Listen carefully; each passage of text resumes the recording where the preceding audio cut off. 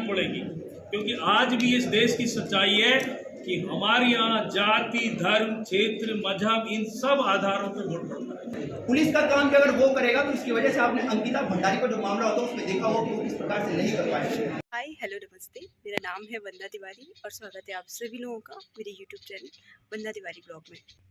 आशा करती हूँ आप सब लोग अच्छे होंगे और मैं भी एकदम बढ़िया हूँ। तो आज की वीडियो की स्टार्टिंग करी मैं सुबह के 9 बजे से और अभी मेरी तैयारी हो रही है जाने की कॉलेज, क्योंकि कॉलेज में चल रही है मेरी इंटरनल एग्ज़ाम। तो आज मेरा लास्ट एग्ज़ाम है यानी इंटरनल का।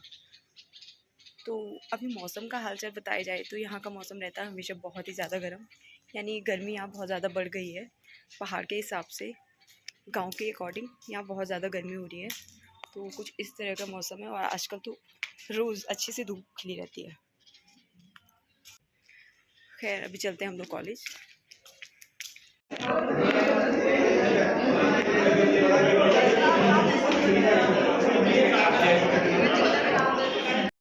तो वापस से एग्ज़ाम देने के बाद मैं आ गई थी अपने रूम पे और रोज़ की तरह सेम वहीं गर्मी पड़ रही थी और मैं तो बहुत ही ज़्यादा थक गई थी। तो फाइनली मैं पहुंच चुकी थी अपने रूम पे और यहाँ आने के बाद मुझे जाना था इसके बाद कहीं और। तो ये था शाम का टाइम और मैं गई थी अपने दोस्त के रूम पे और मैं जैसे यहाँ पहुँची तो मुझे दिखा एक प्यारा सा सुंदर सा खरगोश और वो था इसका और इसका नाम है आदू। पकड़ पकड़ ये ले इसको पकड़, वीडियो बना। अच्छा लगा क्या? अच्छा लगा दीदी, एक फोटो खींचो आपके साथ। आ जाओ भारो नहीं भारो, आप भारो, चलो अरे बैठोगे नहीं, खड़े हो खड़े। वैसे इस जगह पे मुझे आदू ने ज़बरदस्ती खड़ा कर रखा था। वो चाह रही थी मेरा फ़ोटो लेना इस खरगोश के साथ, तो मैंने कहा चलो ले लेती हूँ। वैसे मुझे भी खरगोश बहुत ज़्यादा पसंद है। तो ये खरगोश था आदू का और ये लाए थे आदू के दादाजी आदू के लिए। बड़ा प्यारा सा खरगोश है, वाइट और ब्लैक कलर का। वैसे मैंने पहली बार सामने से खरगोश को देखा है, पहले देखा था लेकिन खरगोश के बच्चों को देखा था। बट किसका है? आदू के लिए लाए? वाह।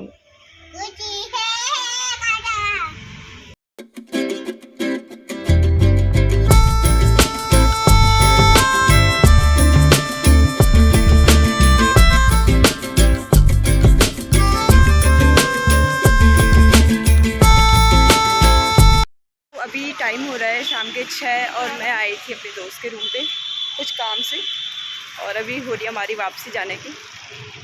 लेकिन उससे पहले जाएंगे हम मंदिर, सामने मंदिर पड़ता है तो हम ऐसे डेली मंदिर जाते हैं। तो अभी जा रहे हैं हम एक बार मंदिर। मैं भी आऊँ?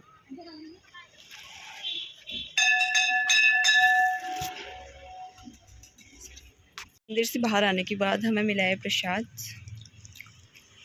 ये मेरी दोस्त और हम दोनों डेली यहाँ मंदिर आते हैं यानी दर्शन करने के लिए।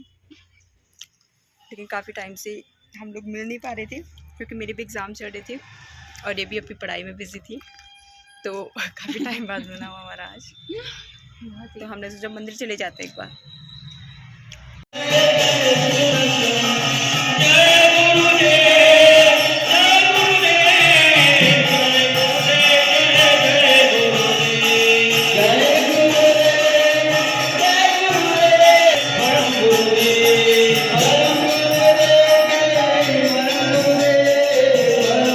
बगल में एक दूसरा मंदिर पड़ता है और ये है चैतन्य धाम मठ।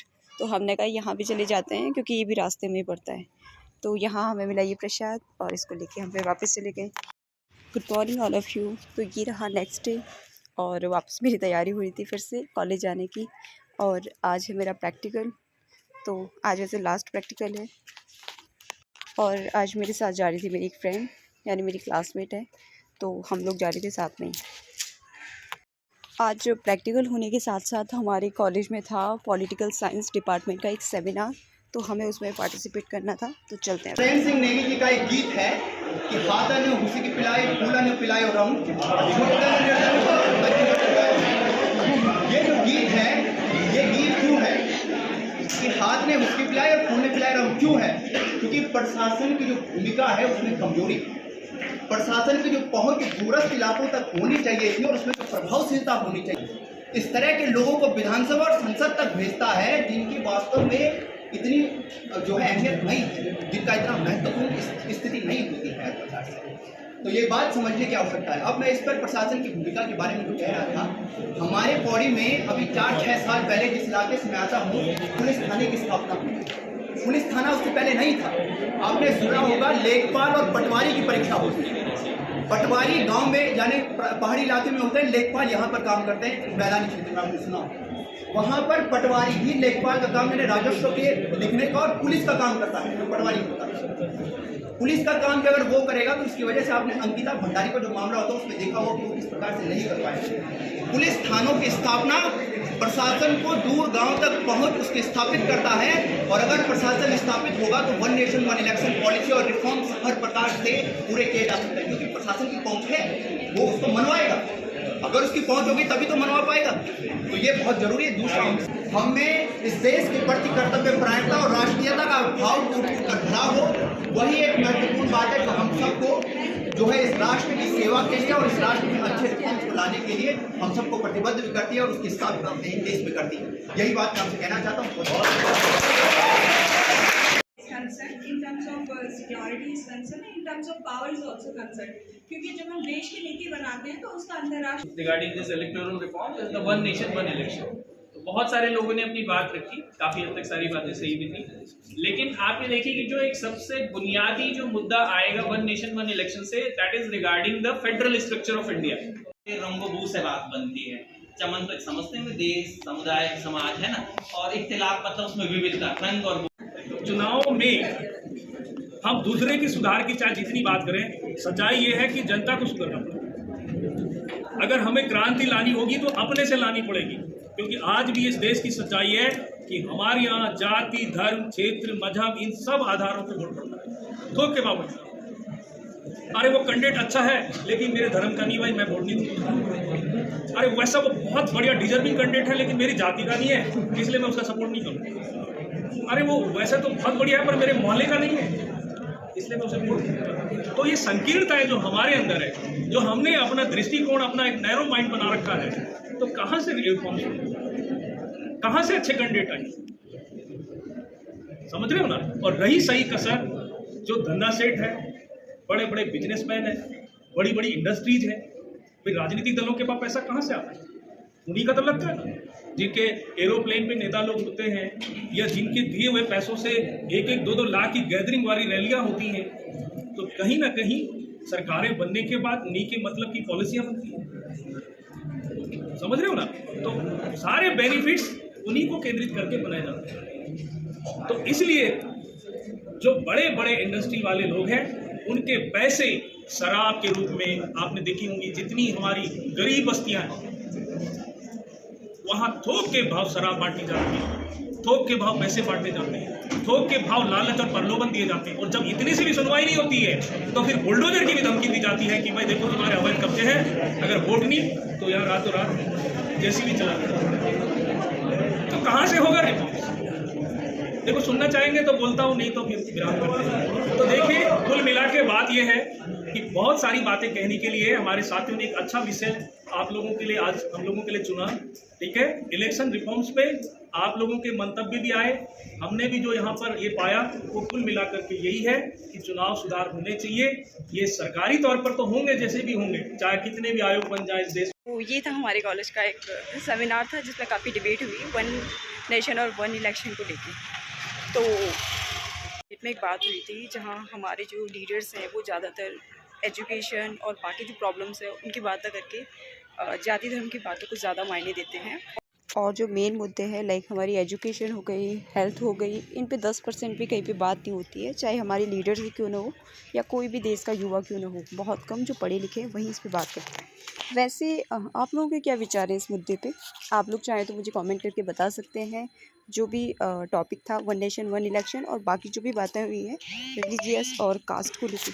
तो अभी इसके बाद जाना मुझे पलटन मार्केट, तो हम चलेंगे इसके बाद पलटन।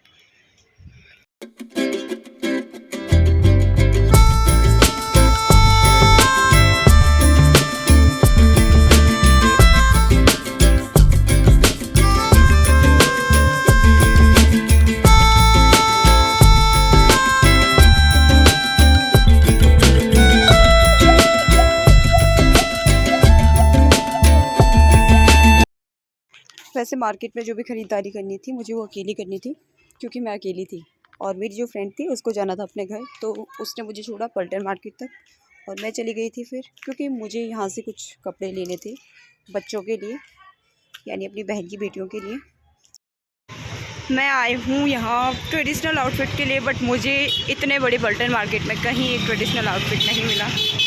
पता नहीं कौन सी जगह आई हूँ, मैं फ़र्स्ट बार आई हूँ, तो देखते हैं यहाँ मिलता है कि नहीं मिलता है मुझे। वैसे मैं जितने शॉप वालों के पास जा रही हूँ सब कह रहे हैं रामा मार्केट में मिलेगा, अब पता नहीं कौन सा रास्ता है रामा मार्केट का।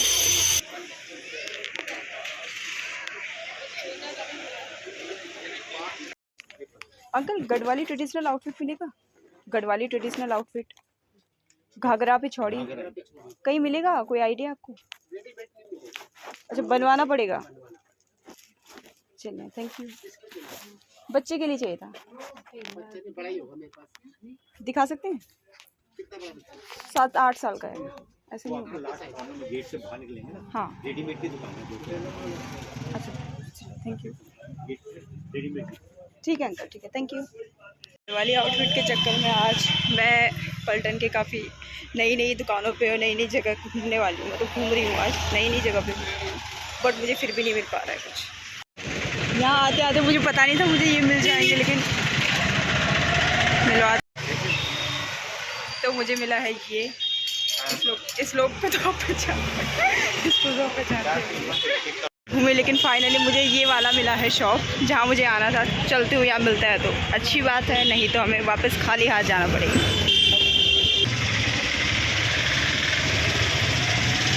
ट्रेडिशनल आउटफिट पूरा पलटन मार्केट घूमे मैं, तो फिर जाके अब मुझे मिला है और अभी लेनी है मुझे यहाँ से कुछ ज्वेलरी इसके साथ की।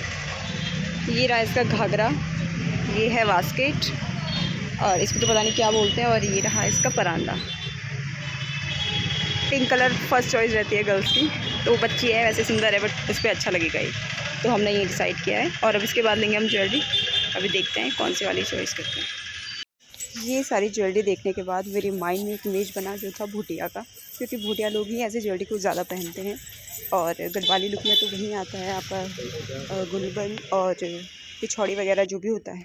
यहाँ से काम ख़त्म होने के बाद मैं चली गई थी आगे और मुझे देखी बहुत प्यारी प्यारी चप्पल थी यहाँ पे, यानी सैंडल्स थी, लेकिन मैंने नहीं ली। वैसे पलटन जो मार्केट है ये अपने ग्राहकों को बहुत ज़्यादा लुभाता है, क्योंकि यहाँ रहती ऐसी चीज़ें हैं बहुत ही ज़्यादा सुंदर। मेरे हिसाब से तो यहाँ से कोई खाली हाथ जाता नहीं हुआ, क्योंकि सामान इतना प्यारा रहता है।